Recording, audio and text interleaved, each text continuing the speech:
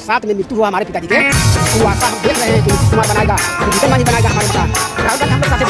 तो वातावरण हम नहीं किया, राहुल गांधी अपने मन में सोच सके इंसान को बनाएंगे।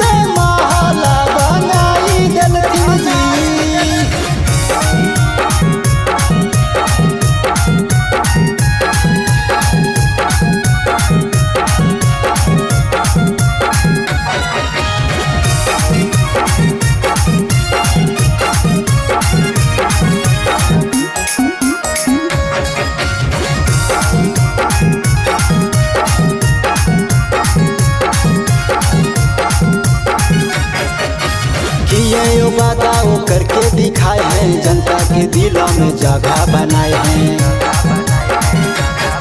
आज किए है वादा वो करके दिखाए हैं, जनता के दिलों में जगह बनाए हैं। ऐसने नेता चुनिया दीदी अपना बिहार में, ऐसने नेता चुनिया भैया अपना बिहार में। मिले लागी राहुल गांधी एक दिन झोपड़ी से महला बनाई दलथिन जी, कैसी नहीं बादा पानी पी के गलथिन जी। झोपड़ी से महला बनाई दलथिन जी।